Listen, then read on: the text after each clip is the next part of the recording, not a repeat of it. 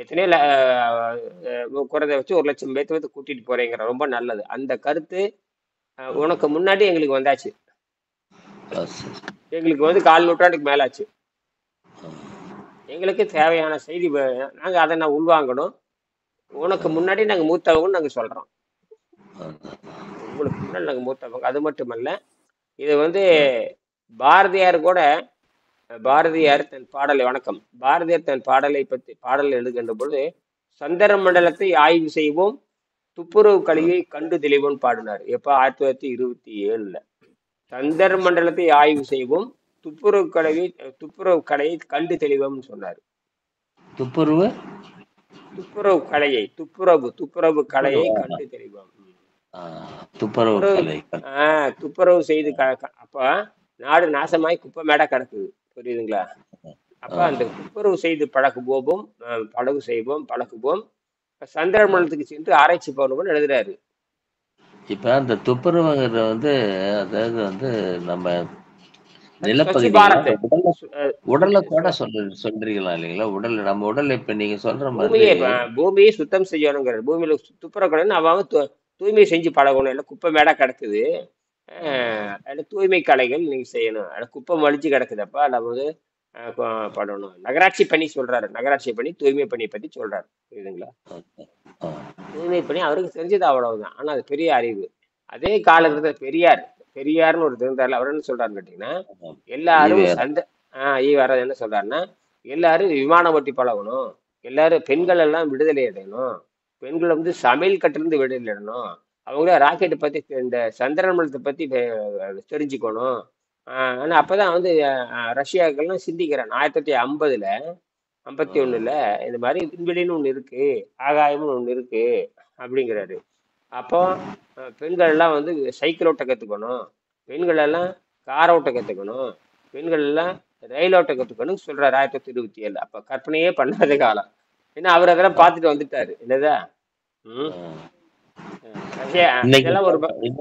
அவர் நினைச்சது இன்னைக்கு நடந்துட்டு இருக்குது. இன்னைக்கு பயங்கரமா பெண்கள் எல்லாம் வந்து எல்லா வண்டியும் ஓட்டுறாங்க, லாரி ஓட்டுறாங்க, அதே மாதிரி எல்லாமே செய்யறாங்களே. இப்ப ஆண்கள் தான் அடங்கி போயிருக்கிறாங்க. சுனிதா வில்லியம்ஸ் யார்? இப்ப இன்னைக்கு சுனிதா வில்லியம்ஸ் தான் நான் இன்னைக்கு விண்வெளியில் உட்காந்து இருக்கிறாப்ல. சுனிதா வில்லியம்ஸ் போய் 8 மாசம் ஆச்சு இல்ல, இந்த மாதிரி ஆராய்ச்சி பண்ணிட்டு இருக்குல்ல. யோசிச்சு பாருங்க. சரி, இது ஒரு படிக்கு மேல 353வது குறள்ல சந்தேகம் நீங்கினால் விண்வெளியில் குடியிருக்க முடியும் வள்ளுவர் சொல்றார். சந்தேகம் நீங்கினால் நாம் விண்வெளியில் குடியிருக்க முடியும் வள்ளுவர் சொல்றார். 353வது. இதுதான் என்னோட ஆராய்ச்சி. இதை போய் விண்வெளியில் உட்கார்ந்துதான் நான் பேசணுங்கிறக்க பேசாம அமைதியா போயிட்டு என்னுடைய ஆராய்ச்சியை வந்து 353வது குறள் தான். 20 வருஷம் ஆராய்ச்சி பண்ணிட்டு இருக்கிறேன். அது ஒன்னவே பிடிச்சிட்டு இருக்கிறேன். ஏன்னா இதுதான் சரி அப்படின்னு சுருக்கமா அடிச்சுட்டாரு. நீங்க வானத்தை வசப்படுத்தலாம்ங்கிறாரு. என்னது வானத்தை வசப்படுத்தலாம்? வானம்னா என்ன எல்லை? எதுக்கு வானத்தை வசப்படுத்தலாம்? இதுக்கு என்ன எல்லை? அதுதான். அப்ப நமக்கு ஆகாயம் நமக்கு இறுதியா இருக்கு, ஆகாயத்துல போய் குடியேறலாம் அப்படின்னு அர்த்தம். அதனாலதான் கற்பனையா அந்த காலத்துல என்ன பண்ணாங்க, புராண கதையில பத்தியில விண்வெளியில குடியேறது பத்தியில கற்பனையா எழுதுவாங்க. என்னது விண்வெளியில குடியேறத பத்தியும் விண்வெளிக்கு போறதை பத்தியும் அங்க போறான் இங்க போறான்னு சும்மா சொல்றாங்களே, இதெல்லாம் வந்து கற்பனையே இல்ல, எதிர்காலத்துக்கு நிஜ வடிவம்னு அர்த்தம். ஆகாய மார்க்கத்துக்கு சென்றான், அங்கே ஆகாயத்தை குடியிருந்தான், சந்திர மண்டலத்துக்கு போனான், மற்ற மண்டலத்தை சுத்தி வந்தான், கதை விடுறாங்க இல்லையா, அதெல்லாம் சாத்தியம்தான். அதெல்லாம் சாத்தியமா இருக்கு. அந்த காலத்துல கற்பனையில இருந்ததுமே கூட சாத்தியமானதுதான் கற்பனைக்கே வந்திருக்குது. கற்பனையில சரி, அங்க போகணும்னா சந்தேகம் நீங்கணும். அங்க போனோம்னா என்ன நீங்கணும்? இப்ப வந்து விண்வெளிக்கு ஒருத்தர் போறான்னா என்ன சந்தேகம் நீங்கணும் சொல்லுங்க. சந்தேகங்கிறது போகணுங்கிற ஒரு நம்பிக்கை வரணும். என்ன சந்தேகம் நீங்கணும்? ஐயா சந்தேகம் நீங்கினால் அங்கே போகலாம் அப்படிங்கிறாரு. என்ன சந்தேகம் நீங்கணும்? அங்க போக முடியுமா அப்படிங்கிறது ஒரு சந்தேகம். சரி, அது நீங்க போக முடியும். இதுல ஐயம்ன்ற சொல்லு வந்து கொஞ்சம் ஆராய்ச்சி பண்ணா ஐயம்ன்றது வேற ஏதோ ஒரு பொருள் தரக்கூடிய ஒரு சொல்லா கூட இருக்கலாம்ன்றது தோணும். சரி, கரெக்ட் தான். அல்ல கரெக்ட் தான். சரிதான். சரி, சந்தேகம் நீங்கினால் அங்கே செல்லணும் வள்ளுவர் சொல்றாரு. சரியா? வானத்தை வசப்படுத்தலாங்கிறார். இது வந்து உலகத்தினுடைய முதல் சிந்தனை. புரியுதுங்களா? அது மட்டும் இல்ல. பூமி நிலம் இல்லைன்னு கவலைப்படாத. நிலம் இருக்கிற இடத்துக்கு நீ போன்னு சொல்றார், ஒரு குறள் எழுதியிருக்காரு. நிலம் இல்லைன்னு கவலைப்படாத. நிலம் இல்லை என்று கவலைப்படாத. நிலம் எங்கேயும் இருக்கிறதுன்னு சொல்றாரு. அப்படின்னா என்ன அர்த்தம்? இந்த மாதிரி ஒரு ஒரு ஒரு ஒரு சொல்லலாம். இந்த மாதிரி எதிர்காலத்தில் மனிதன் எங்கெல்லாம் குடியேறுவான் என்பதற்கு ஒரு சொல்லி இருப்பாரோ என்று நம்ம யாருக்கு கொடுத்துட்றோம்? படிக்கிற மக்கள்கிட்ட அந்த சொல்லிடுறோம். குறள் என்னங்க? அந்த குறள் என்னது? இன்னொரு குறள் சொல்றீங்க, அந்த குறள் நம்பர் என்னங்க? அது குறள் வந்து பார்த்தீங்கன்னா, முயற்சி இல்லாதவன் முட்டாள்னு இருக்குது இல்லையா? அந்த இடத்துல சொல்லியிருப்பாரு. ஆள்வினை உடைமை, முயற்சி செய்யாதவன் அப்படின்னு சொல்ற, முயற்சி செய்யாதவனுக்கு முட்டாள்னு சொல்லுவாங்க. அதாவது நல்ல பூமி இருந்தும் கூட பூமி நமக்கு எதுக்கு தான் கிடைக்குது? நமக்கு பல்வேறு வகையான கனிமத்தை தருது. நமக்கு பூமியில வந்து கனிமம் தருது, பூமி வந்து செல்வத்தை தருது, உழவு தொழில் செய்ய முடியும். பூமி தான் அடிப்படை. பூமி இல்லைன்னா எதுவும் செய்ய முடியாது. சரியா உங்களுக்கு? பூமி தான் நமக்கு அடிப்படை. பூமியிலிருந்து எல்லாமே நமக்கு கிடைக்குது. பூமியிலேன்னு இருக்க முடியுமா? அதே மாதிரி தான் இளமென்று அசியை இருப்போரை காணும் நிலம் என்னும் நல்லால் நகும் அப்படிங்கிறாரு. அசையினா முயற்சியின் பேரு. அதாவது இளம் என்று இல்லை என்று சோம்பேறியாக இருப்பவனை காட்டீர்.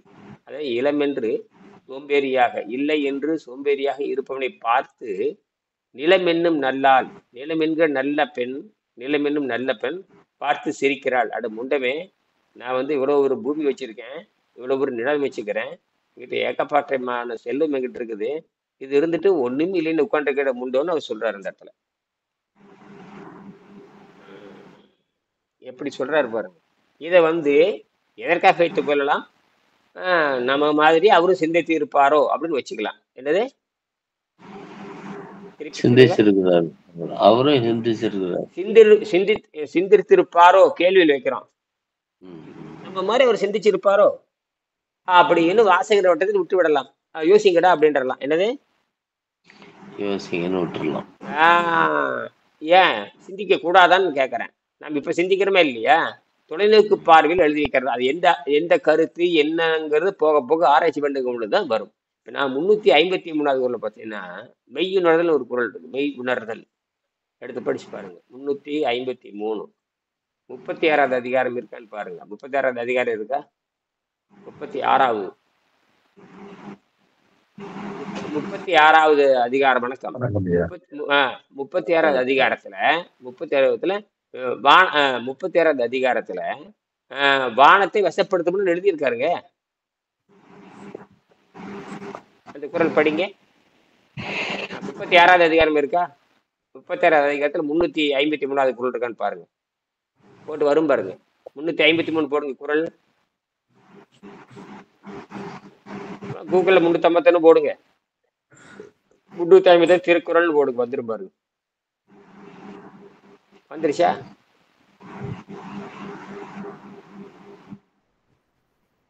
வந்துருச்சுங்க. என்ன போட்டிருக்காரு? ஐயத்து நீங்கி தெளிந்தார்க்கு ஐயத்தை நீங்கி தெளிந்தார்க்கு வையத்தின் வானம் நனிய துடைத்து. சரி, இதுக்கு என்ன அர்த்தம் கேட்டீங்கன்னா, சந்தேகம் நீங்கினால் வானத்தை, ஐயம்னா சந்தேகம். சரிங்களா? ஐயம்னா சந்தேகம். அது 100 பொருள் சொல்லலாம். ஐயம்னா பசின்னு அர்த்தம். ஐயனா பசி. ஐயம்னா என்ன? பசி. பசி நீங்க பெற்றால் பின்வெளிக்கு செல்ல முடியும். கரெக்டா இருக்கா? ஏன் பசி நீங்க பெற்றால்?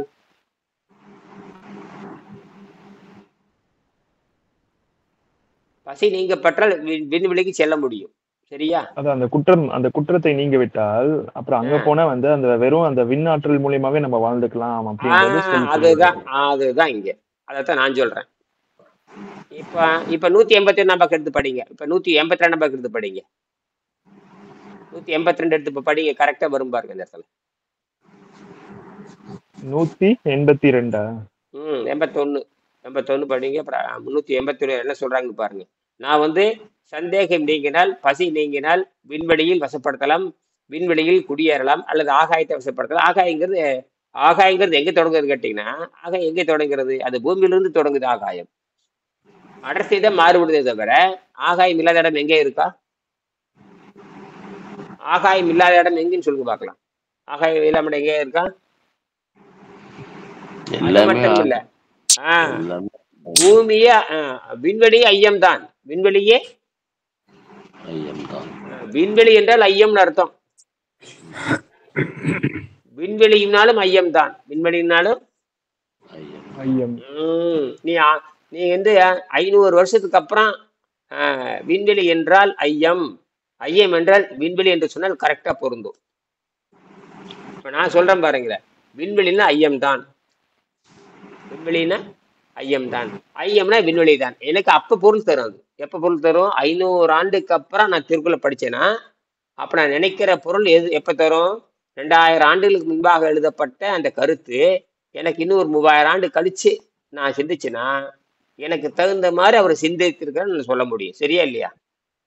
அவர் என்ன நோக்கத்துக்கு சொல்லியிருக்காருன்னு எனக்கு தெரியாது, என்ன நோக்கத்துக்கு சொல்லியிருக்காருன்னு தெரியாது. ஆனால் நான் நினைக்கிற கருத்து 3000 ஆண்டுக்கு முன்னாடி எழுத, நான் இன்னொரு 1000 ஆண்டு கழிச்சு சிந்திக்கிறேன். அப்ப இதுல ஒரு 2000 ஆண்டு போச்சு, இன்னொரு 1000 ஆண்டு கழிச்சு நான் சிந்திக்கிறேன். அப்போ திருவள்ளுவர் எழுதி 3000 ஆண்டு கழிச்சு நான் படிக்கிற பொழுது என் கருத்தோடு அது ஒத்து போகிறது சொன்னால் அது சரியாக இருக்கும். இது என்னுடைய புரிதல், அவ்வளவுதான் என்னுடைய புரிதல். நான் புரிஞ்சுக்கிட்டது, எனக்குன்னு ஒரு புரிதல் இருக்கும்ல. பேச்சை காணும், மூச்சை காணும். ஆமாங்கய்யா, புரியுது. என்ன தயாளன் ஐயா சொல்லுங்க ஐயா. நான் வந்து 3000 ஆண்டு கழிச்சு நான் சிந்திக்கிறேன். இப்போ ஒரு 2000 ஆண்டு போயிடுச்சு, இன்னும் ஒரு 1000 ஆண்டு இருக்கு. நான் வந்து சிந்திக்கும் பொழுது நான் நினைக்கிற கருத்தோடு திருவள்ளுவர் கருத்து ஒத்து போகிறது. ஐயம்னா ஆகாயம், ஐயம்னா ஆகாயம். எப்படி இவருக்கு தெரியுது இதெல்லாம்? அதுதான் உயர் ஞானம். அதான் என்ன ஞானம்? உயர் ஞானம். அது ஒண்ணு சொல்றாரு, பூமி இல்லைன்னு அதாவது சோம்பேறித்தனமா இருக்காத, பூமி இருக்கும் பொழுது ஏன் நீ சோம்பேறித்தனமா இருக்கிறாய்? பூமி இருக்கும் பொழுது, பூமி எதை பூமிங்கிறாரு அவரு? பூமின்னு என்ன தெரியுமா அர்த்தம்? பூமினா என்ன? பூமினா என்னங்க பொதுவா? பூமினா என்ன? நம்ம இருக்கிற இடம் தான் பூமி. இடம். சரி, இடம் எங்க இருக்குது சொல்லுங்க? பூமியை தவிர இடம் எங்க இருக்கு சொல்லுங்க? பூமியை தவிர வேற எங்க இடம் இருக்குது?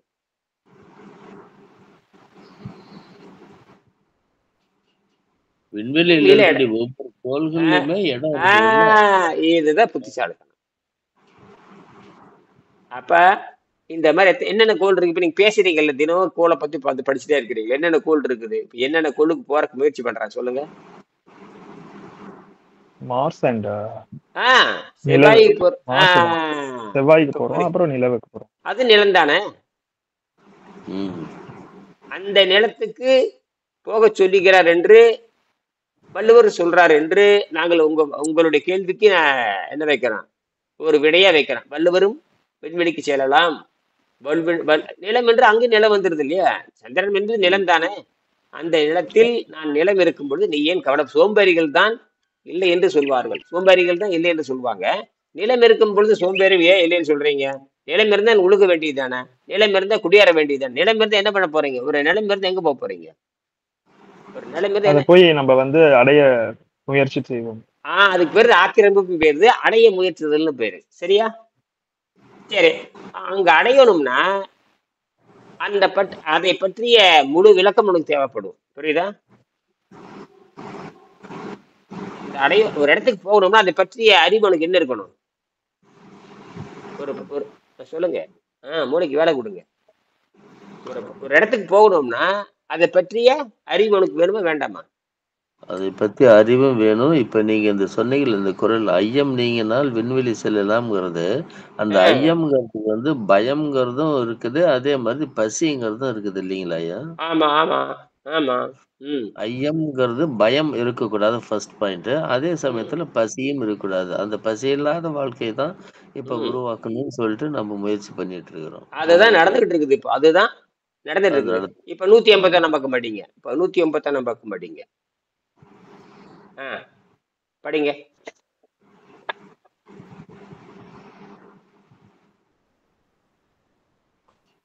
அதுக்கான கருவி நம்ம கண்டுபிடிச்சாச்சு. விண்வெளியில குடியிருப்பதற்கான கருவி நம்ம கண்டுபிடிச்சாச்சு. ஏன்னா விண்வெளி நமக்கு என்ன வேணும் சொல்லுங்க? விண்வெளி அடிப்படை என்ன வேணும் நமக்கு?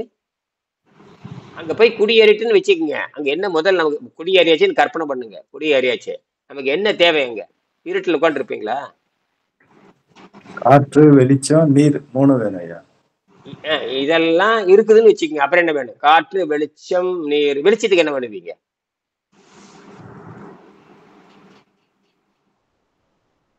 அங்க இருட்டு, அங்க பயங்கரமான இருட்டு. சரிங்களா?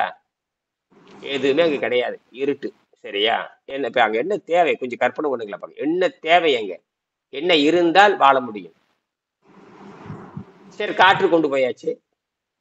அப்புறம் என்ன சொன்னீங்க? காற்று கொண்டு போய் என்ன சொன்னீங்க? காற்று, வெளிச்சம், லைட்டிங் ஐயா. வெளிச்சத்துக்கு என்ன வெளிச்சம் பண்ணுவீங்க? வெளிச்சத்துக்கு என்ன பண்ணுவீங்க? வெளிச்சத்துக்கு அதான் பயிர், அதாவது நெருப்பா, அது இல்லைன்னா நெருப்பு. இப்படி மின்சாரம். நெருப்பு, அங்க நெருப்பு. ஏன் ரெண்டா என்ன சொன்னீங்க? என்னன்னு சொன்னீங்க? என்ன சொன்னீங்க? மின்சாரம். இதுதான் இப்ப மின்சார உற்பத்தி பண்றது இனியன் கண்டுபிடிச்சிருக்காரு, வெங்கடேசன் சொல்லியிருக்காரு. ரைட்டா? மின்சார உற்பத்தி பண்ண முடியும் எங்கனால. இணையனால் மின்சார உற்பத்தி பண்ண முடியும். வெங்கடேசன் உற்பத்தி பண்ணி காமிச்சிட்டு போயிட்டார். 220 படிங்கப்பா, நான் மின்சாரம் கண்டுபிடிச்சிட்டோமப்பா, நான் விண்வெளியில் போய் குடியேறுகின்ற பொழுது இந்த பிரச்சனையை தீர்ந்து விடுமப்பா, நமக்கான கருவியை நாம் படைத்துக் கொள்ளும் எழுதியிருக்கார். 220 பக்கம். இதெல்லாம் சாதாரண விஷயம் அல்ல. இதெல்லாம் என்னை இதெல்லாம் நாங்கள் எப்போ 25 வருஷம் கூட பேசியாச்சு. நான் இப்போதான் அதை செயல்படுத்தி பார்த்தேன். 20 வருஷம் கழிச்சு தான் 2 வருஷத்துக்கு முன்னாடி செயல்படுத்தி பார்த்துட்டு, தண்ணீரே எரிபொருளாக வருகின்ற பொழுது இது தேவை. அவர் என்ன சொல்றாருன்னு கேட்டீங்கன்னா, இப்போ ஆர்டிஃபிஷியல் இன்டெலிஜென்ஸ் ஒன்று வந்துருச்சு, தெரியுமா உங்களுக்கு? ஆர்டிஃபிஷியல் இன்டெலிஜென்ஸ் அது 20 வருஷமா இருக்கு. நமக்கு இப்பதான் பேசுறீங்க. எத்தனை வருஷமா இருக்கு தெரியுமா? ஆர்டிஃபிஷியல் இன்டெலிஜென்ஸ் கிட்டத்தட்ட 1910, 20, மாதிரி கிட்டத்தட்ட ஒரு 60கள், 65, 70, 75 எப்போ ஆட்டோமேட்டிக்னு ஒன்று கண்டுபிடிச்சானோ, எப்போ ஆட்டோமேட்டிக் வாட்ச் கேள்விப்பட்டனால ஆட்டோமேட்டிக் வாட்ச் கட்டியிருக்கேன். நான் சொல்ல 50 வருஷம் நானே, எங்க அப்பா எனக்கு வாங்கி கொடுத்துருக்காரு ஆட்டோமேட்டிக் வாட்ச். என்னது ஆட்டோமேட்டிக் வாட்ச்? அதை ஊரெல்லாம் பேசுவோம். ஆட்டோமேட்டிக் வாட்ச்னு அதுவே டைம் மாத்திக்கும், அதுவே பண்ணிக்கும், என்னென்னமோ பண்ணும், இப்படி ஆட்டுவோம். இதெல்லாம் ஆட்டோமேட்டட்னு பேர். அது பேர் ஆட்டோமேஷன் பேரு. ஆக தானாகவே அது என்ன ஆயிக்கும், தன்னுடைய அந்த அசைவுக்கு தகுந்த மாதிரியும் சிந்திக்கும். இப்ப என்னன்னா டிஜிட்டலைஸ் வந்துருச்சு. எல்லாம் டிஜிட்டல் பண்ணுகின்ற பொழுது போட்டானை வைத்து மனிதனுக்கு என்ன தேவைன்னு அதை டிசைன் பண்ணுது. போட்டானை வைத்து மனிதனுக்கு என்ன தேவைன்னு அதை டிசைன் பண்ணுது. உலகத்துல 2 போட்டான் தான் இருக்க முடியும். உலகத்துல 2 வகையான உயிர் தான் இருக்க முடியும். நல்லா சிந்திச்சு பாருங்க. உலகத்துல 2 வகையான பொருள் இருக்க முடியும். ஒண்ணு அழிஞ்சு போகிற பொருள், இன்னொன்று அழியாத பொருள். இன்னொன்னு பாத்தீங்கன்னா முன்னேறிய உயிர், முன்னேறாத உயிர் 2 இருக்க முடியும். முன்னேறிய உயிர் ஒன்று இருக்க முடியும், முன்னேறாத உயிர்னு இருக்க முடியும். அதே மாதிரி வெளிச்சத்துல பார்த்தோம்னா, வெளிச்சம்னு போட்டான்னு சொல்லலாம். உயிருள்ள போட்டான் அல்லது உயிரற்ற போட்டான்னு கொண்டு வர முடியும். சரி, இன்னொன்னு பார்த்தீங்கன்னா மனம் உள்ளதுன்னு வச்சுக்கலாம், மனம் அற்றதுன்னு வச்சுக்கலாம். மைண்டு உள்ள பொருள்னு வச்சுக்கலாம், மைண்டு இல்லாத பொருள்னு வச்சுக்கலாம். எது மனம் உள்ளது, எது மனம் அற்றது சொல்லுங்க பார்க்கலாம். மைண்டு எதுக்கு மைண்டு உண்டு, எதுக்கு மைண்டு கிடையாது? மைண்டு யாருக்கு இருக்கு? ஜடப்பொருள்களுக்கு மைண்டு கிடையாதுங்க. அருமை. உயிருள்ள பொருட்களுக்கு மனம் உண்டு. உயிருள்ள பொருள் யார் உயர்ந்தவன்? மனிதன் தான் உயர்ந்தவன். மனிதனை தவிர உலகத்துல யாருக்கு எது கிடையாது? சிந்தனை செய்யும் அறிவு இல்லை, மனம் கிடையாது. மனத்திலே கிடையாது. நில்லுங்க. இவ்வளோ நேரம் ஆகுது, நம்ம மனதை பத்தி தான் பேசுறோம், மனிதன் தான் பேசுறோம். இதை சிந்திக்கிறதுக்கு இவ்வளவு நேரம் ஆகுதுன்னா எந்த அளவுக்கு நாம மழுங்கடிக்கப்பட்டிருக்கோம்னு பாருங்க. என்னது மழுங்கடிக்கப்பட்டிருக்கோம்? நான் அதைத்தான் பேசுறேன். பிசிக்கல் பாடி, மென்டல் பாடின்னு பேசுறேமே. மென்டல் பாடி யாருக்கு இருக்குது உலகத்துல? மென்டல் பாடி யாருக்கு இருக்கு? மனிதர்கள் மட்டும்தான். மற்ற யாருக்கா இருக்கு? யானைக்கு இருக்குதா, குதிரைக்கு இருக்குதா, கோடிக்கு இருக்குதா, கொக்கு இருக்குதா, பாம்புக்கு இருக்குதா? அதெல்லாம் ஒண்ணும் கிடையாது. இல்ல, மனிதன் தான் அங்கே. சரியா? அப்போ தைரியம் இன்னும் வரல சொல்றக்கு உங்களுக்கு. சரியா? மனிதனுக்கு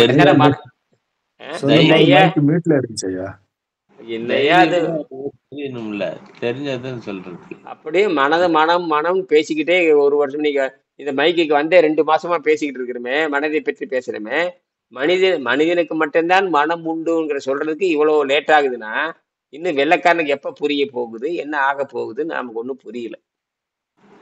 மனம் உடல் அப்ப என்ன பண்ணிருக்கீங்க? நம்ம எல்லாருமே, நான் உட்பட எல்லாரும் போதையில தான் இருந்திருக்கிறோம். என்னதான் இருக்கிறோம்? புரியாத போதைக்கு பல அர்த்தம் இருக்குது. மயக்கத்துல என்னென்ன அர்த்தம் இருக்குது உங்களுக்கு? எதனால மயக்கம் வரும் சொல்லுங்க பார்க்கலாம். எதனால மயக்கம் வரும்? ஒரு மனிதனுக்கு மயங்கிட்டான் சொல்லுங்க பார்க்கலாம். மயத்தான சத்தல்னா மயக்கம் வந்துரும் ஒண்ணு. சரி.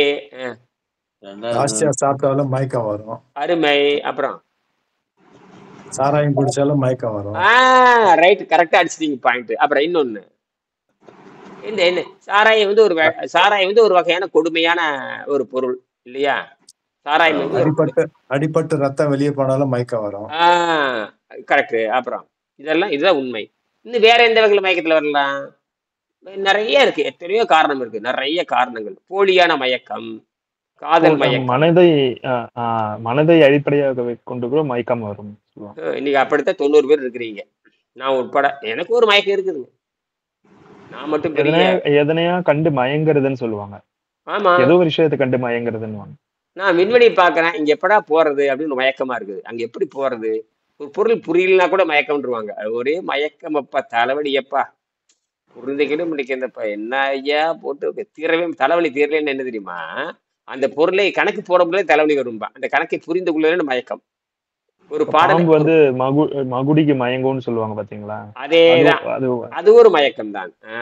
மயக்கம் தான், மயக்கமடையதல். அதுக்காக அடிபணியதல். எதுக்காக அடிபணியதல்? அதுக்காக அந்த சவுண்டுக்காக. சவுண்டு கிடையாது, ஏதோ ஒண்ணு, அந்த ஒரு வைப்ரேஷன்.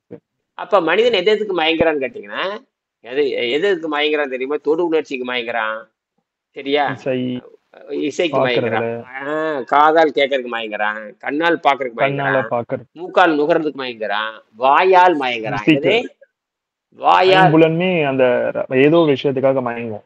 ஐம்புலன்களுமே, வாயும் கூட. அதுக்குதான் தமிழ் இதத்தான் ஐம்புலன் மயக்கம் எழுதுவாங்க. என்னது? அதுல சிக்கிட்டாங்க வெள்ளக்காரன், தப்பிக்கவே முடியாது ஒரு நாளும். அதுங்கய்யா, இப்ப எனக்கு என்ன புரியுதுன்னா, அந்த ஐம்புலன்களையும் ரொம்ப பிஸியாவே வச்சிருக்காங்க. இப்ப பாத்தீங்கன்னா, இப்ப போக போக பாத்தீங்கன்னா, தியேட்டருக்கு போனாங்கன்னு நினைச்சுக்கோங்களேன், அங்க பாக்குறது, காதுல கேக்குறது, பிளஸ் வந்து சாப்பிடுறது, இந்த மூணுமே உச்சத்துல இருக்கு. அப்படின்னா உணவு வெறி பயங்கரமா இருக்கு. உணவு வெறி தேவை இருக்கு. அதாவது எந்த வகைய நோக்கம் இல்லை. இப்ப நானே வந்து நேற்று வந்து ஊறுகாய் சாப்பிட்டேன். நேற்று சாயங்காலம் என்ன பண்ண, ஒரு 8 மணிக்கு ஊறுகாய் சாப்பிடலான்னு சாப்பிட்டேன். ஊறுகாய் சாப்பிடுறதுக்கு எனக்கும் ஊறுகாய்ங்கிறது ஒண்ணுமே கிடையாது. இத்தனோடு எடுத்து வாயில போடுறேன், சரியா? அப்போ எனக்கே இன்னும் அந்த ஊறுகாய் மேல ஒரு எண்ணம் இருக்குது. என்ன எண்ணம் இருக்குது? ஊறுகாய் ஒரு இவ்வளவுதான் இருக்கும், நாக்கில் வச்சு என்ன சுவையா இருந்தது, ரைட்டுன்னு வந்துட்டேன். எனக்கு எந்த குறிக்கோளும் கிடையாது. அந்த ஊறுகாய் சாப்பிட்றதுனால எந்த நன்மையும் கிடையாது, ஊறுகாய்க்கு எந்த குறுக்களும் கிடையாது. நான் சுவைத்து சாப்பிட்றேன் பாருங்க, அதுக்கே அது குறுக்கோள் கிடையாது. இப்ப ஊறுகாய் வாயில வச்சேன், நல்ல சுவையா இருந்தது, என்ன குறிக்கோள்? ஒரே அளவும் இல்லை. என்ன சாதிச்சுட்டேன்? ஊறுகாய் சாப்பிட்டு நக்கி பார்த்துட்டு ஊறுகாய் நல்லா சுவையா இருக்குன்னு நான் புரிஞ்சுக்கிட்டேன். எனக்கு என்ன, நேற்று தான் ஊறுகாய் சாப்பிட்டேன், போன வாரம் ஊறுகாய் சாப்பிட்டேன், போன வருஷம் அந்த ஊறுகாய் சாப்பிட்டேன், 10 வருஷத்துக்கு முன்னாடி ஊறுகாய் சாப்பிட்டுருக்கேன், 50 வருஷம் முன்னாடி ஊறுகாய் சாப்பிட்டுருக்கேன், அதே ஊறுகாய் இன்னைக்கு சாப்பிட்டுருக்கேன். அப்ப என்ன குறிக்கோள்? ஒண்ணுமே இல்லையே. இதே எல்லாத்தையும் பொருத்தி பாருங்க, எல்லாத்துக்கும் சரி அது போயிட்டு போகுது. பட் ஆனா அந்த ஐம்புலன்கள்ல ஒரே டைம்ல ரொம்ப பிஸியா வச்சுக்கிறது அந்த படம் பார்க்கும்போதுதான் பாத்தீங்கன்னு வச்சுக்கோங்களேன். பாக்குறது, கேட்கறது, பிளஸ் நம்மளையே உணராம சாப்பிடுறதுன்றது, அந்த நேரத்துல மூணுமே அந்த பீக்ல இருக்கு. சரி, நான் என்ற அந்த உணர்வு நிலையே மறந்து லைச்சி ஒரு விஷயத்த பாக்குறோம், கேக்குறோம், சாப்பிடுறோம்.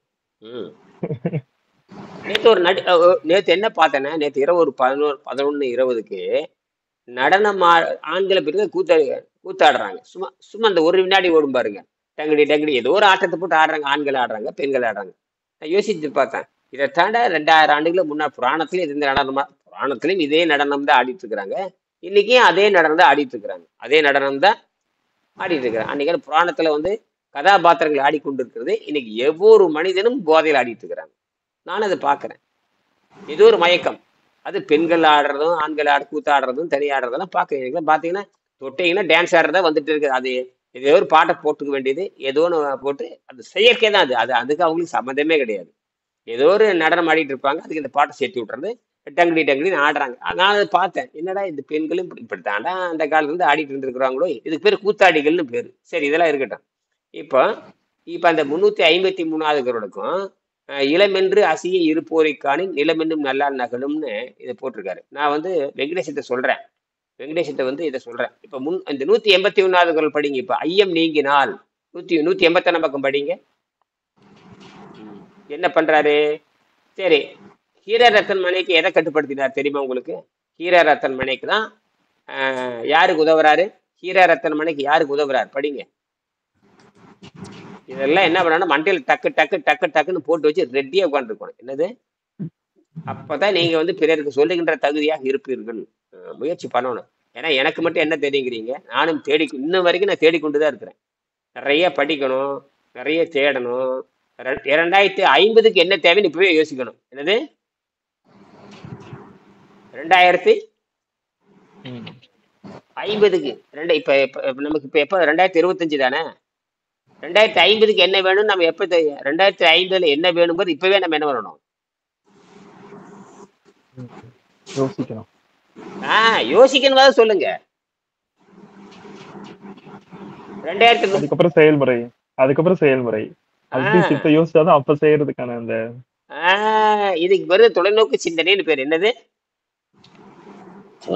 பிறகு முதல்ல இன்னைக்கு என்ன வேணும்ன்றது யோசிக்கிற அறிவுதான் வந்து இன்னைக்கு என்ன வேணும்ன்றதே சில பேர் யோசிக்க மாட்டாங்க. அதுக்கு பிறகு அஞ்ஞானம்னு பேரு. என்னது? இன்றைய பிரச்சனை மட்டுமே சிந்திக்கின்ற அஞ்ஞானி, நாளைய பிரச்சனையை சிந்திப்பது மெய்ஞானி. என்னது? மெய்ஞானி. இன்றைய பிரச்சனையை சிந்திக்க வேண்டும், நாளைய பிரச்சனை சிந்திக்கிறவன் தான் நான் மெய்ஞானி என்று பொருள். படிங்க 181 பக்கம் படிங்க. என்ன சொல்றாரு? Times of India. அதேதான். He survived in water. He survived 411 days on water. Ahmedabad. It may sound uncanny, but the 64-year Gujarati mechanical engineer Ira Ratan Menak, who survived 411 days on boiled water and sunlight, is now helping Americans develop a technique to enable cosmonauts to go without food for long periods. சரி, நேத்தான் cosmonaut பத்தி பார்த்தேன். இருங்க, காஸ்மோனட்டை பத்தி நேத்தான் பேசிட்டு இருந்தேன். இந்த மாதிரி விண்வெளிக்கு போறவன் இதெல்லாம் தெரிஞ்சிருக்கணுங்கிறோம்.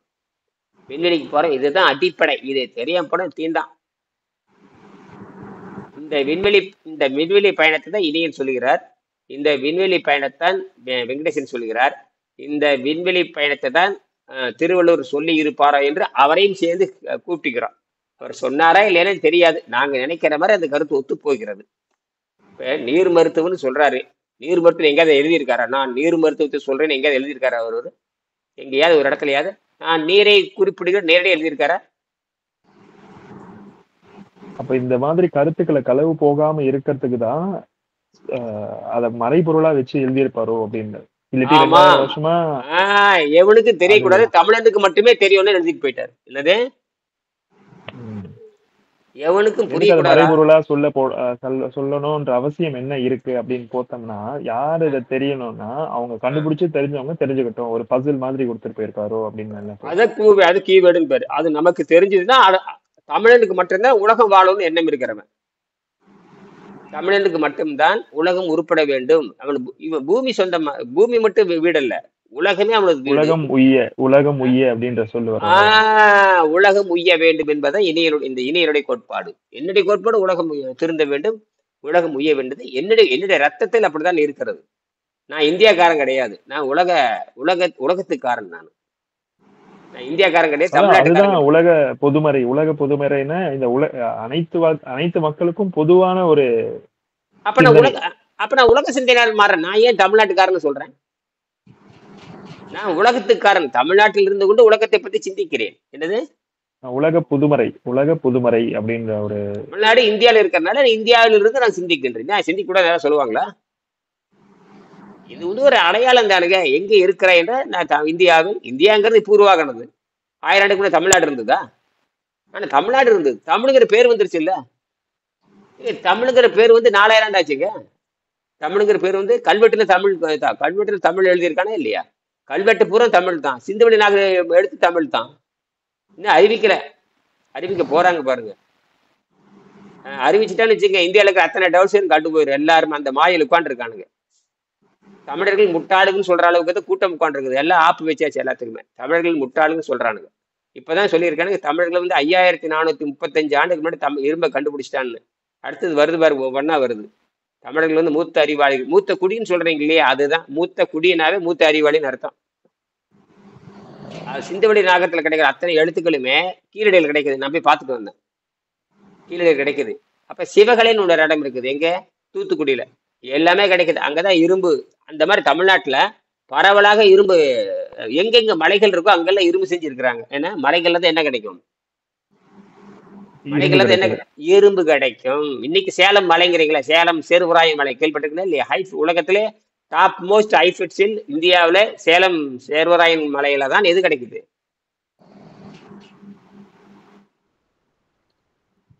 பேச்சக்கான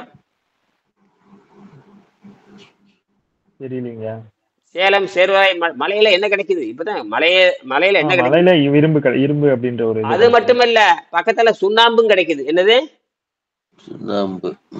சுண்ணாம்பு போட்டாதான் மாவனே இரும்பு வெள்ளையாகன்னு கண்டுபிடிச்சானுங்க தமிழர்கள். புரியுதா?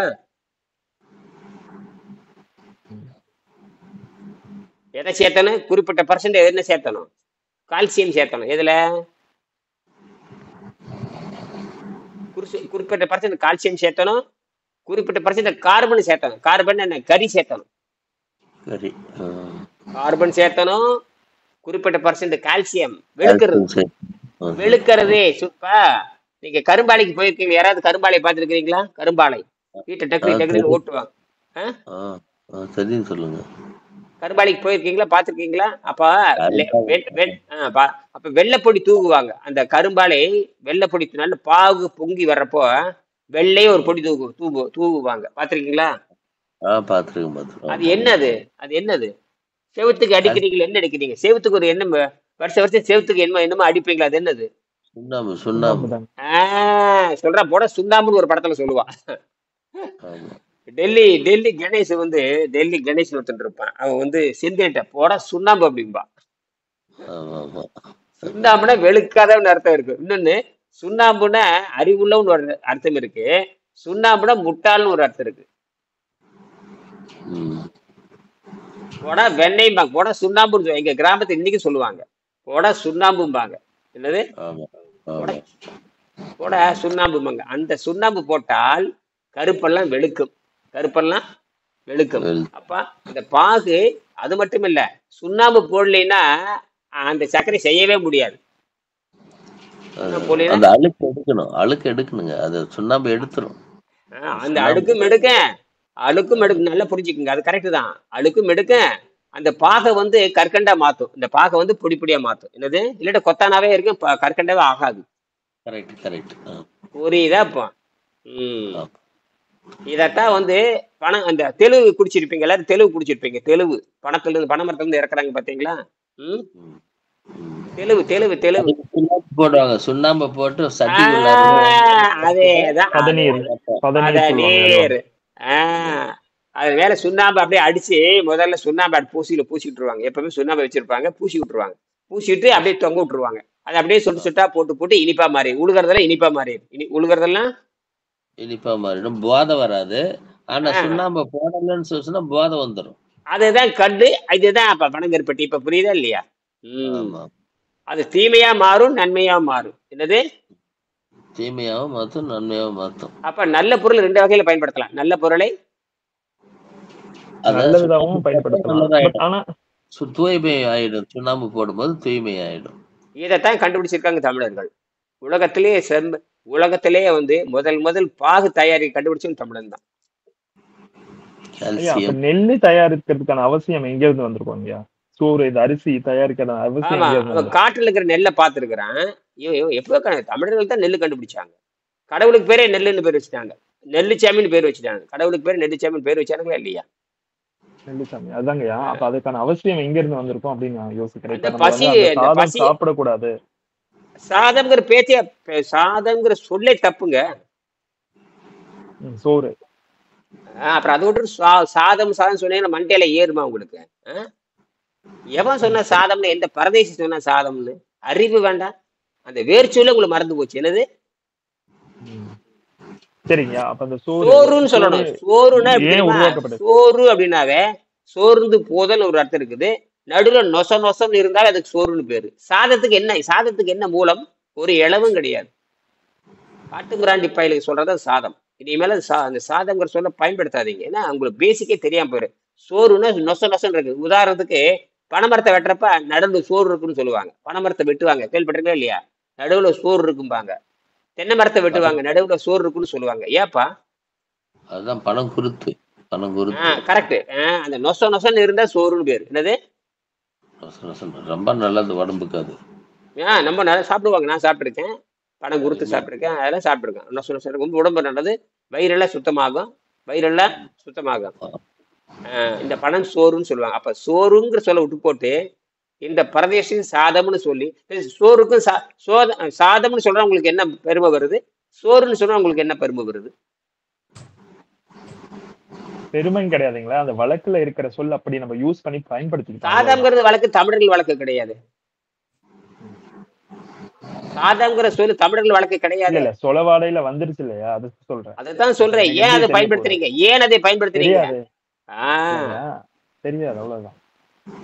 நீங்க உங்களுக்கு தெரியாது, ரைட்டு. இதுக்கு முன்னாடி ஒருத்தர் பயன்படுத்தி, எவன் பயன்படுத்தியிருப்பான்? அதைய ஒரு காட்டு மிராண்டி தானே பயன்படுத்தியிருப்பான். எதுக்காவது பொருள் இருக்கான்னு பாருங்க, வேர்ச்சல் இருக்கான்னு பாருங்க, எல்லாத்தையும் அர்த்தம் கண்டுபிடிக்கணும். எல்லாத்துக்கும் சோறுங்கிறது எவ்வளவு பெரிய விஷயம், அது விட்டு அடிச்சுட்டு கிடைச்சது சாதம்னு போட்டு இந்த முண்டங்களாட்டு புரிதல் பாருங்க, இப்படித்தான் நாசம் பண்றது. அப்ப உன்னை சேர்த்துக்கின்ற பொழுது நம்ம மேன்மைப்படுத்துகிறதா, நம்ம சிறுமைப்படுத்த ஒரு பொருளை வாங்குகின்ற பொழுது, உன்னை பேசி பழகின்ற பொழுது நமக்கு மேன்மைப்படுத்துதா? இப்ப ஆர்டிபிஷியல் இன்டெலிஜென்ஸ் வந்துருச்சு. ஆர்டிபிஷியல் இன்டெலிஜென்ஸ் வந்து கேட்டு உண்மையிலே உலகத்துல எந்த மொழியும் நமக்கு தேவையில்லை. ஆர்டிபிஷியல் உன்னுடைய மொழி உனக்கு தெரியும் இல்லையா? இன்னொரு மொழி அறிவை தருகின்ற மொழி, 2 மொழி இருந்தா போதுமானது. உங்க தாய்மொழி உங்களுக்கு தமிழ் இருக்குது, அது சரி. தாய்மொழி ஒருத்தருக்கு ஹிந்தி இருக்குது, அது சரி. தாய்மொழி ஒருத்தருக்கு சமஸ்கிருதம், தாய்மொழி யாருக்கும் சமஸ்கிருதம் கிடையாது, சமஸ்கிருதம் யாருக்கும் இந்தியா யாருக்கும் தாய்மொழி கிடையாது, அது செயற்கை உண்டாக்கப்பட்ட மொழி தான். அப்புறம் வந்து தெலுங்கு அவனுக்கு தாய்மொழி, கன்னடம் அவனுக்கு தாய்மொழி. 2வதாக அவனுக்கு தெரிந்துக்க வேண்டியது தமிழ் மொழி. இப்ப நேர ஆர்டிபிஷியல் இன்டெலிஜென்ஸ் போட்டு தான் என்ன நினைக்கிறான்னு அப்படியே போட்டானா தமிழ் அப்படியே டிரான்ஸ்லேட் பண்ணி கொடுத்துரும், அச்சரப்படை இல்லாமல் தெளிவா கொடுத்துரும். அப்ப இன்னைக்கு இன்டெலிஜென்ஸ், சூப்பர் இன்டெலிஜென்ஸ் வந்த உடனேயே எல்லாமே எளிமையாயிடுச்சு. எல்லாமே எளிமையாயிருச்சு. எல்லாமே என்ன ஆயிடுது? உலகத்தை பற்றி மொழி தெரிந்திருந்துக்க வேண்டும். 10 மொழி தெரிஞ்சுக்கணும் அவசியம் கிடையாது. 10 மொழி தெரிஞ்சுக்கணும் அவசியம் கிடையாது. இத கொடுத்துன்னு என்ன பண்ணுது? உனக்கு என்ன மொழியோட மொழிபெயர்த்து 1.5 மொழியில் மொழிபெயர்த்து கொடுத்துருது. உன்னுடைய மொழி பேசியும் காமிச்சிருது. உன்னுடைய மொழியில நான் அப்படிதான் பண்றேன். இது வரைக்கும் நான் 100 மொழியில 100 பக்கத்துல ரெடி பண்ணி வச்சிருக்கிறேன். நான் இப்ப வந்து ஒரு 30 வரி என்ன பண்ணியிருக்கேன்னு கேட்டு சுருக்கமா எழுதியிருக்கிறேன். காலை முதல் மாலை வரை நேரம் மருந்தாக அருந்தி மாலை ஒருவேளை மட்டும் வேண்டிய அளவு வேக வைத்த கீரை அல்லது காய்கறிகளை மலச்சிக்கல் நீங்க உண்டு வந்தால் படிப்படியாக ஆரோக்கியம் கிடைக்கிறது. வந்து கிட்டத்தட்ட 100 மொழியில டிரான்ஸ்லேட் பண்ணிடுது. எனக்கு 100 மொழி எனக்கு தெரியுங்கிறீங்களா? இல்ல, எனக்கு தமிழே தற்குறி. ஆனால் 100 மொழியில் மொழிபெயர்த்து வச்சிருக்கிறது. எப்படி? அதேதான். அது மட்டும் இல்ல, அந்த மொழியில போட்டு அந்த மொழியில படிக்கவும் சொல்லிடுவேன். அழகா எனக்கு புரியும். எனக்கு கன்னடம் எனக்கு கொஞ்சம் தெரியும். அந்த 4 வரியில கன்னடம் தெரியும். 4 வரி மலையாளத்தில் பேசிடுவேன். 4 வரி தெலுங்குல பேசுவேன். 4 வரி சமஸ்கிருதத்துல பேசுவேன். எப்படி? இதை வச்சுட்டு பேசுவேன். இதை வச்சுட்டு ஆர்டிபிஷியல் இன்டெலிஜென்ஸ் வைத்துக்கொண்டு நான் உலகத்துல எனக்கு தெரியாத ஜெர்மன் மொழியில கூட நான் பேசுவேன். இது எப்படி கரெக்டா? ஏன் பாடுறான்னு சொல்லிடுவேன். பாரு பொத்தான் அமுத்தினோடனே இதுதான்டா விடை. அவன் ஒரு கேள்வி கேட்டான்னு வச்சுக்கங்க, உடனே அவன் ஏதோ ஒரு கேள்வி கேட்கறான். எனக்கு ஆப்பிரிக்கா மொழியில ஒருத்தர் கேள்வி கேட்கறேன், அதே ஆப்பிரிக்கா மொழி நான் பதில் சொல்லிடுவேன். ஆப்பிரிக்கா மொழியா? எனக்கு ஆப்பிரிக்கா மொழி தெரியாது. ஆனா யாரை கையில வச்சிருக்கிறேன்? ஒரு உதவியாளர் கையில வச்சிருக்கிறேன். யாரை வச்சிருக்கிறேன்? அவரை வச்சிருக்கிறேன். நான் டக்குன்னு அவர் சொன்னா அவர் உள்வாங்கி எனக்கான பதில் சொல்லிடுவார். நான் பதில் சொல்லிடுறேன். அடுத்த வினாடி அவரை டிரான்ஸ்லேட் பண்ணி அவருக்கு சொல்லிடுவார். சரியா? அப்ப பிரச்சனை முடிஞ்சது. பிரச்சனை என்னுடைய கருத்தும் அவருக்கு போயிடுச்சு, அவருடைய கருத்தும் எனக்கு வந்துருச்சு. இப்ப இவ்வளவு இருக்கும் பொழுது நீ எதுக்கு இத்தனை மொழின்னு கேட்கறேன்? அவனுக்கு 2 மொழி தெரிஞ்சா போதும். இன்னும் அறிவை தருகின்ற மொழி உன்னை தாயிட்டு இருந்து படிச்ச மொழி. ஒரு குழந்தை தானே, குழந்தை யார்ட்டு இருந்து பாடங்கள், ஒரு குழந்தை யார்ட்டு இருந்து மொழி கத்துக்குதுங்க சொல்லுங்க? அதுதான் முடிஞ்சு போச்சு. 2வது மொழி உலகத்துல மூத்த மொழிங்கிறீங்க, இலக்கணத்தரம் வாய்ந்தது, நுனிநாக்கள் வாய்ந்தது, பலாயிரம் ஆண்டுகளாக இனிமை கருதி வாழ்ந்து வருகிறது. பலாயிரம் ஆண்டுகளாக என்ன கருதி வாழ்ந்து வருது? இனிமை கருதி வாழ்ந்து வருது. எழுத்தோசையும் உடையது, சொல்லோசையும் உடையது, இலக்கணத்தரம் ஆணித்தரமானது, யாரும் அசைக்க முடியாது. சரி, நீங்க பார்த்து கேட்டு அப்படின்னு சொல்றோம் இல்லையா? பார்த்து சென்றான், கேட்டு சென்றான். அந்த மாதிரி இந்த பார்த்து கேட்டு உண்டு வெட்டி சென்றான், பார்த்து சென்றான், தின்று சென்றான், இதெல்லாம் பார்த்தீங்கன்னா வினையே முடியாது. என்னது? கேட்டு சென்றான், பார்த்து சென்றான். பார்த்துன்னு என்ன? முடியவே இல்லை. பார்த்து விட்டான்னு சொன்னா முடியுது. பார்த்து சென்றான் என்ன அர்த்தம்? வினை முடியவே இல்லை, இன்னும் பார்த்துட்டு தான் இருக்கிறாங்க. என்னது? கேட்டு சென்றான், இன்னும் வினை முடியல. அப்ப இதுக்கு பேரு என்ன சொல்லுங்க தெரியுங்களா? Present continuous sentence. Very good very good. Present continuous டென்ஸ்ங்கிறது என்பது வேற, அது தொடர் வினைன்னு பேரு. இதுக்கு பேரு வினை எச்சம். அதாவது வினை முடியவில்லை. தமிழ்ல சொல்லுவாங்க வினை எச்சம் சொல்லுவாங்க. என்னது? வினை எச்சம். வினை எச்சம் இங்கிலீஷ்ல போடுங்க, தமிழ்ல வினை எச்சம்னு போடுங்க. வினை எச்சம்னு போடுங்க. வினை எச்சம்னா அந்த செயல் முடிவடையவில்லை என்று பொருள்.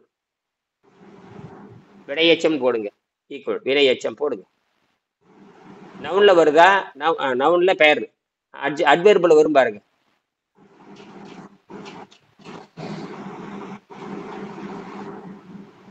வெர்பு அட்வெர்பு போடுங்க. ஆமாங்க. வினை எச்சம் verb ends using the indication or work in Tamil.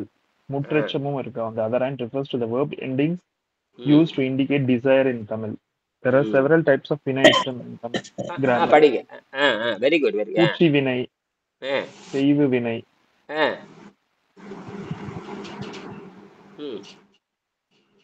ஒரு பெயரை கொண்டு முடியும் முற்று பெறாத வினை சொல்லை பெயரெச்சம் எனப்படும். சரி. எடுத்துக்காட்டு பழுத்த பழம். பழுத்த பழம்னா என்ன? பழுக்கல, ஆனா பழுத்த பழம் வினை முடியல. என்னது? வினை முடியவில்லை, பழுத்த பழம். பார்த்து சென்றான், இன்னும் முடியல. கேட்டு சென்றான், நடந்த பையன், இன்னும் முடியல. புரியா? பார்த்து சென்றான், நடந்த பையன், கேட்டு சென்றான், வாங்கி சென்றான், இப்படி சொல்லிக்கிட்டே போலாம். புரியுதா? பார்த்து அப்படிம்பான், கேட்டும்பான். பார்த்து, கேட்டு, தின்று எல்லாம் ஊனே முடியும். என்னது? எல்லாம் ஊனே முடியும். உலகத்திலே ஊன்னு முடிகிற தமிழ்.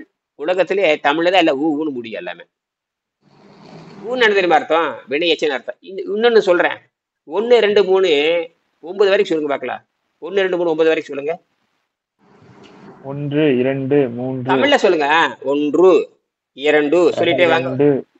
3 4 5 6 7 8 9 10ன்னு சொல்லுங்க. எல்லாம் கடைசியில சத்தம் எப்படி முடியுது? ஊனா முடியலன்னு அர்த்தம். ஊனா முடியவில்லை. அப்ப எண்ணுக்கு முடியவே இல்லைன்றான் தமிழர்கள். என்னது? ஃபிராக்ஷன். இதுக்கு பேர் ஃபிராக்ஷன் சொல்லுவோம். இதை கண்டுபிடிச்சே தமிழன் தான். நீங்க எத்தனை சொன்னாலும் ஊன்னு முடிச்சுட்டே. அப்ப ஊனா வினை எச்சம். அப்ப அது இதான் சொல்லுவாங்க, எண்ணுக்கு முடியவே இல்லை. Infinity number. இன்ஃபினிட்டி. அதுதான் இங்க. இப்ப தமிழர்கள் எவ்வளவு தெளிவாக எழுதியிருக்காங்க பாருங்க. தமிழுக்கு முன்னாடி மொழி தோன்றி இருக்குது, பல மொழிகள் தோன்றி இருக்குது. தமிழுக்கு முன்னாடி பல மொழிகள் தோன்றி இருக்கிறது. ஆனால் உலகத்துல 2 மொழி தான் நிலைச்சு நிற்குது. ஒண்ணு சைன மொழியும், அடுத்தது தமிழ் மொழி தான் நிலைச்சு நிற்குது. என்ன மொழி? சைனாவும் தமிழும். அதை தவிர எல்லாம் செத்து போச்சு. கோவிந்தா சங்கு ஊதியாச்சு எல்லாத்துக்குமே. சைனா மொழி யாரும் எழுத முடியாது, படிக்க முடியாது. அது தெரியுமா உங்களுக்கு? யாரும் எழுத முடியாது. சித்திரை எழுத்துக்கள் அத்தனையுமே கஷ்டம். ஆனால் தமிழ் மொழி ஓவியத்தை அடிப்படையாக கொண்டதுதான். ஆனா தமிழ் அப்படி இல்ல. சிந்தனை அடிப்படையாக கொண்டது, பரிணாமத்தை அடிப்படையாக கொண்டது. ஏற்கனவே 18 வகையான ஒழுக்கம் இருக்கு. இன்னைக்கு உலக மொழி ஆராய்ச்சிகள் என்ன சொல்றாங்கன்னா 18 16 17 சொல்றாங்க. அந்த 16 17க்கான ஒழுக்கம் அத்தனையும் ஒருங்கேற்பட்ட ஒரே மொழி தமிழ் மொழி. இப்ப கடைசியில் எங்க வரப்போறோம் தெரியுமா? சமஸ்கிருதத்துக்கு வந்துட்டானுங்க. எங்க வந்துட்டானுங்க? சமஸ்கிருதம் வந்து ஐரோப்பிய மொழிக்கு மூத்த மொழிங்கிறாங்க. நான் இங்க என்ன பண்ணுதுன்னா, தமிழ் இருந்து அனைத்து மொழியும் போயிருக்குது. கரெக்ட். அந்த பாயிண்ட் இதுல வரப்போறானுங்க. உலக மக்கள் வந்துட்டாங்க. இந்தியாவில் இருக்கிறவங்களுக்கு இன்னும் அந்த இந்தியாவில் யார் தெரியுமா? போலிவாதிகள் இருப்பாங்க இல்லையா? இந்தியாவில் எத்தனை பேர் இருப்பாங்க? போலிவாதிகள். இந்த போலிவாதிகள் கையில தான் பண்பாடே மாட்டிக்கிச்சு. யாரு? குடிகாரன், கூத்தடி, திருடுறவன், ஏமாறி, மொல்ல முடிச்ச என்ன மாட்டிக்கிச்சு? பண்பாடுன்னு என்ன, நாகரிகம் என்னன்னு தெரியாம அவங்ககிட்ட மாட்டிக்கிச்சு. ஏன்னா அவன் பதவியில் உட்காந்துருக்கிறான், போதையில் உட்காந்துருக்கிறான், அருவருப்பான தன்மையில் உட்காந்துருக்கிறான். ஒரு மனிதன் சிறப்புக்குரியவனாக இருந்தால் அவனை பாராட்டுவதில்லை. ஒரு மனிதன் சிறப்புக்குரியவனாக இருந்தால் என்ன பண்றதில்ல? ஒரு மனிதன் சிறப்புக்குரியவனாக இருக்கிறான், அவனை பாராட்ட காரியம் ஒழுக்கமற்றவன். யாரு? ரெகக்னைஸ் பண்றதில்ல, அவனை அடையாளப்படுத்துறது. சரி. இந்தியாவுல 5345 ஆண்டுகளுக்கு முன்பாகவே இந்தியர்கள் இரும்பை கண்டுபிடித்து விட்டார்கள் அப்படிங்கிறது உலகத்துல எவ்வளவு பெரிய சாதனை தெரியுமா உங்களுக்கு? பட் ஆனா அதை வந்து ரெகக்னைஸ் பண்றது இல்லையா யாரும்? ஏன் அதை ஏன் அப்ரூவ் பண்ணல? பண்றது இல்லை. ஏன் பண்ணல? இப்ப நம்ம போய் சர்ச் பண்ணி பார்த்தா எங்கேயாச்சும் ஒரு இடத்துல தான் அதை சொல்றாங்க தவிர எல்லா இடத்துல அது வந்து காமனா அக்செப்ட் பண்ணவே இல்லை எங்கேயுமே. ஏன் பண்ணல? என்ன காரணம்? என்ன காரணம்? தமிழர்கள் கண்டுபிடித்து ஏன்னா தன்னைய விட்டார்கள். ஆஹ் அடையாளப்படுத்திக் கொள்ளவில்லை, அதனோடு தொடர்பு கொடுத்திக் கொள்ளவில்லை. தமிழர்கள் இப்ப கோபம் வருதே இல்லையா? இப்ப தமிழர்களுக்கு கோபம், தமிழ்னு சொன்ன கோபம் வருதே இல்லையா? உங்களை விட மூத்த குடிடான்னு அர்த்தம். என்னது? ம் எல்லாமே கண்டுபிடிச்சு வச்சிருக்கோம். இரும்பு தான் உலகத்தினுடைய இரும்பு இல்லைன்னா உலகமே கிடையாது. இரும்பு இல்லைன்னு வச்சுக்க, உலகம் என்ன இருக்கும்? அதாவது அந்த காஸ்டிங் அயன் இல்லைன்னா ம். அதுக்கப்புறம் எந்த ஒரு கண்டுபிடிப்புமே கண்டுபிடிக்க சாத்தியமே இல்லை அப்படின்றத சொல்றது. சாத்தியமே இல்லை. அதுதான் விஷயம். எனக்கு சாதாரண விஷயமா இரும்பு இப்ப மரத்தை கண்டுபிடிச்சிட்டான் இவன். மரத்தை கண்டுபிடிச்சு மரக்கலங்கள் கண்டுபிடிச்சான். என்னது? மரத்தை கண்டுபிடிச்சு மரக்கல் கண்டுபிடிச்சான். அந்த மரத்துக்கு ஆணி அடிச்சிருக்கிறான் இவன். யாரு? தமிழர்கள்.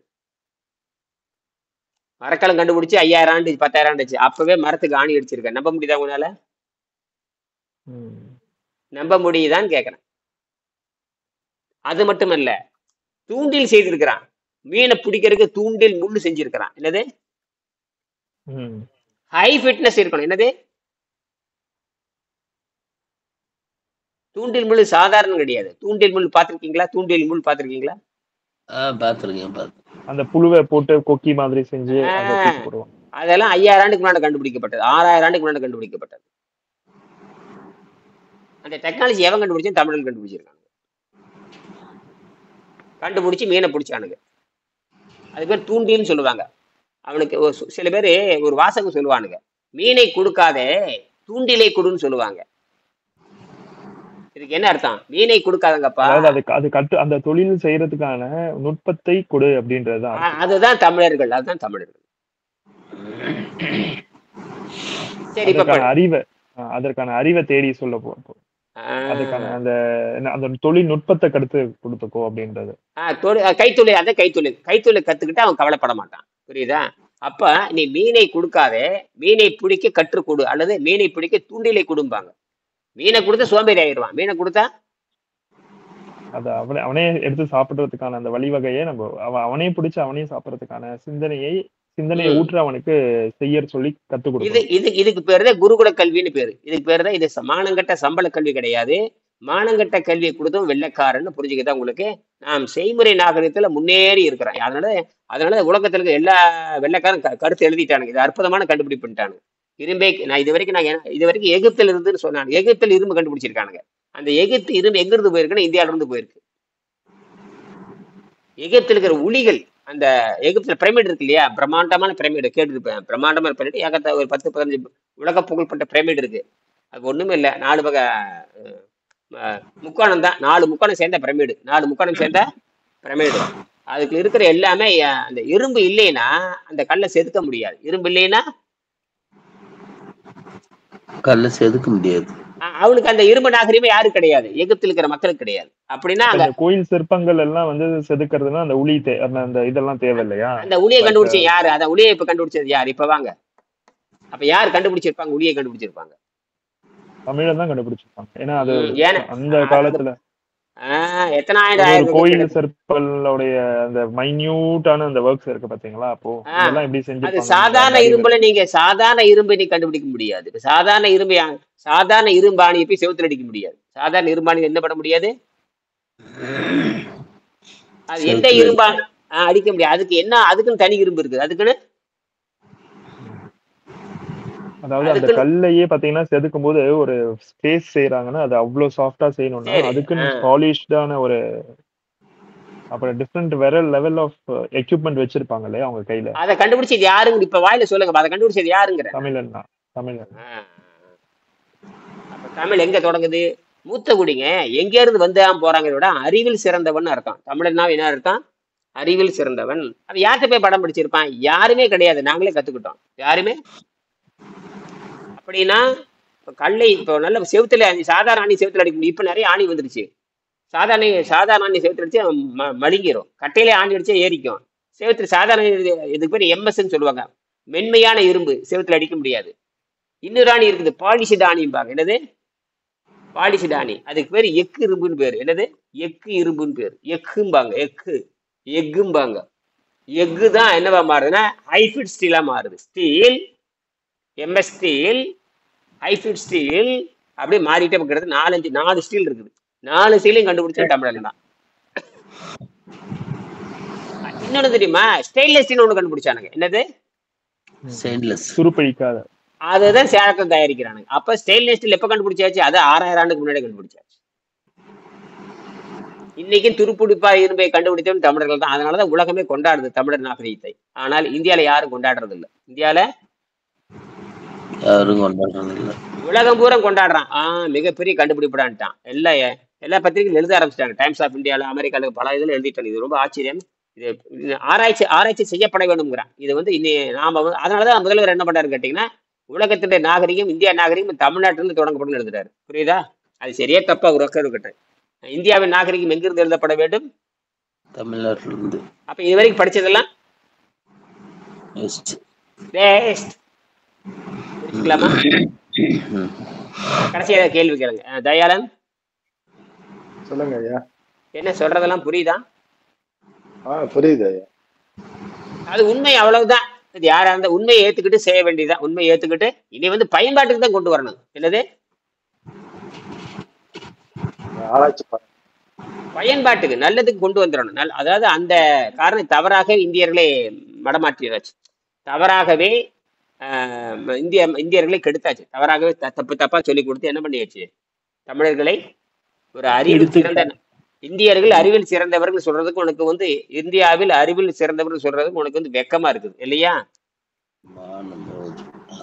மானம் மரியாதை போய் இழந்து நாம இருக்கிறோம். காரணமே இதுதான் காரணம். அது காரணம் இந்த தவறான கற்பனை பல ஆண்டு முன்னால வந்தாச்சு. வெள்ளக்காரன் மட்டும் கெடுக்கல, இந்தியாவில் இருக்கிற காட்டு மிராண்டிகளும் இந்தியர்களை கெடுத்தார்கள். அதுதான் விஷயமே. நன்றி, வணக்கம்.